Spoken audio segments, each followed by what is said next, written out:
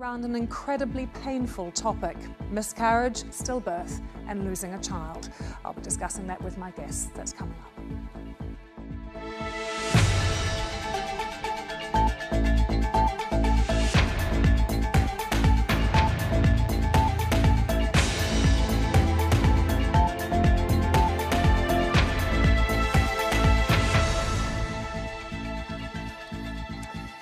Surely one of the hardest things that life can throw at you would be, as a parent, to bury your child. But it can also be heartbreaking to miscarry a much longed for baby, and it's often not talked about, particularly within the Muslim community.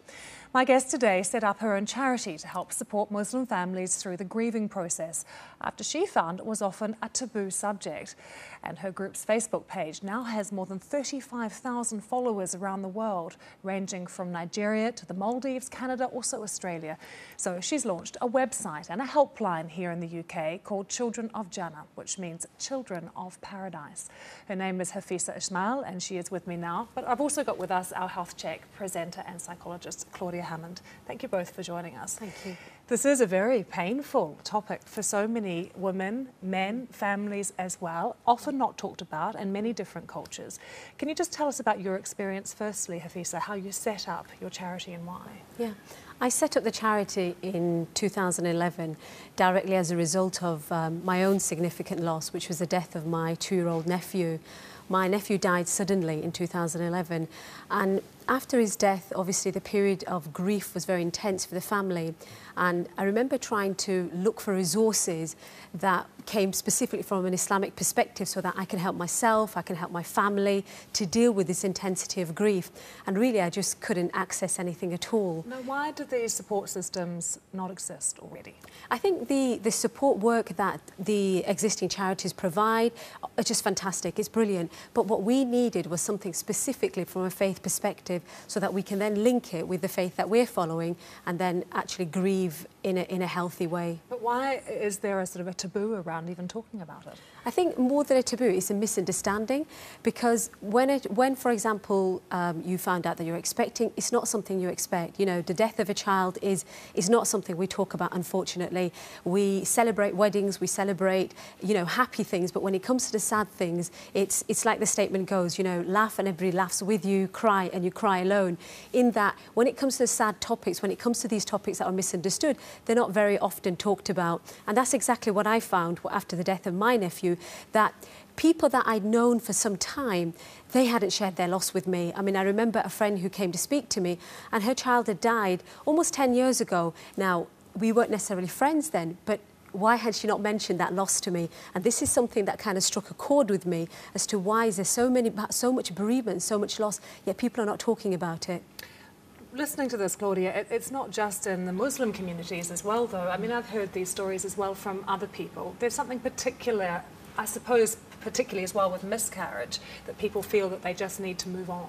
That's right, and people often don't talk about it at all, and people often don't know, and particularly if it's an early miscarriage that was before people had told everyone about it, then other people say at work don't know, and people aren't going to get the sympathy that they might. But what's interesting is once people start talking about it, then lots of other people will then say, oh yes, that happened to me, and you know, miscarriages are, you know, sadly very common, so a lot of people have gone through that, but can really find themselves suffering alone with no one to talk to about it. Have you been surprised how many people have contacted you from all around the world with I their was stories? initially, but I'm not now, because I think there is so much support that is needed for these parents and families.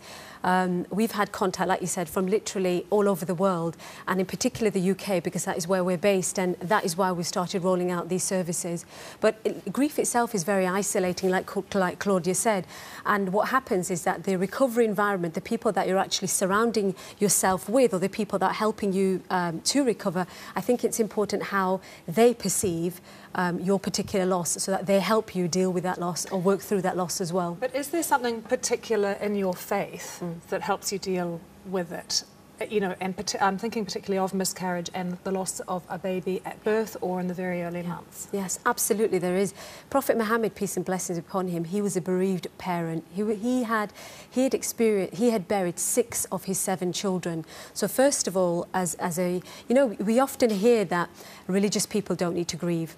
You know, religious people are strong, you know, their faith will carry them forward.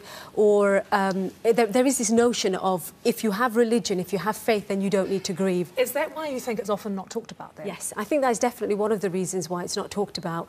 But within the faith, as you asked, if you just look at the example of the Prophet Muhammad, peace and blessing be upon him, there is actually a story when he buried his 2-year-old son, Ibrahim, and one of the companions came to him and he said, even you, Prophet Muhammad, even you, you're a prophet of God, and even you're crying, you're grieving, you're expressing your emotions.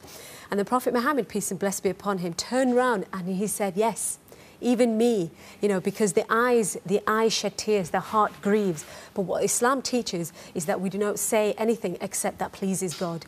And I think it's that last bit that people misunderstand, that it's not so much that you can't grieve, you can't express your emotions, you can't talk about your loss, you can't share your memories of the fact that your child, whether it was through a miscarriage, a stillbirth or an infant loss or a child that's died, it's not that, it's the fact that it's accepting the will of God, but also actually grieving in a healthy way as well. Claudia, how difficult is it as well that very often there is no explanation? I think that's very hard for people, and people are always looking for explanations, and they want to have those reasons because we want reasons for things, and it's very natural for us to do that, and that does make it difficult for people because then people have to accept that there isn't an explanation that's known for us. And I was struck that you were saying there that people feel very isolated and they want to be able to share those memories and talk about them, and people in any culture will talk about people, you know, crossing the street to avoid them. They don't know what to say to them, and they don't know what to say to the bereaved parents, and they won't even often mention the child's name, and what they would love is to talk about that child a bit more. And that's the case, though, isn't it, Claudia, with any kind of grief? That frankly, as a society, we're not taught how to deal with grief.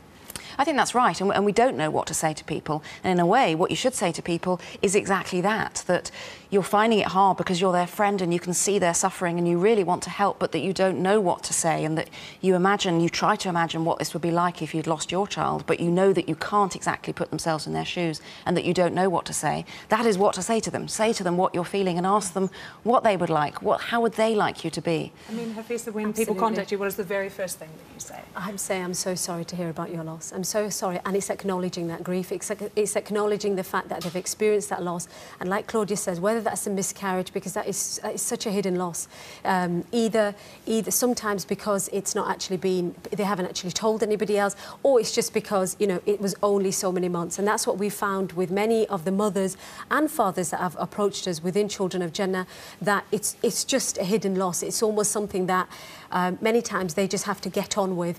And what surprises me, and the more and more research I've done, is that it's not actually the religion that teaches that. I think it's just one of these things that just hasn't been talked about.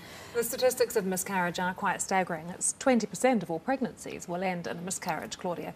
But just listening to this conversation, it also feels, are men often excluded from the whole process? They often can feel they are, and men can be, you know, just as devastated as the women will be.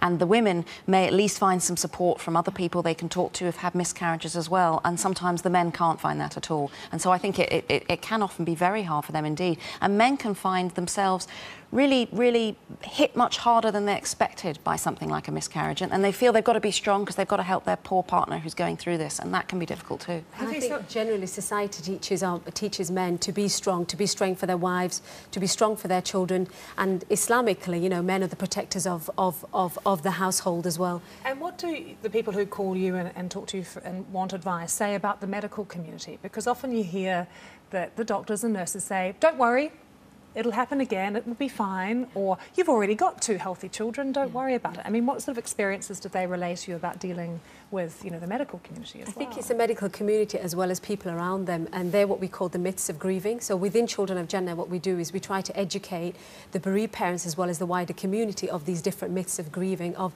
how much damage it can cause to a bereaved parent or a member of the family when you say, it's okay, you know, you can replace the loss, you can have a child, or like we were just saying about the men, just be strong. You know, these are very simple, easy things to say, things to utter from the lips, but it doesn't actually help the grieving parent. So one of the things that we look at, I mean, Children of Jannah is actually based on 3 things.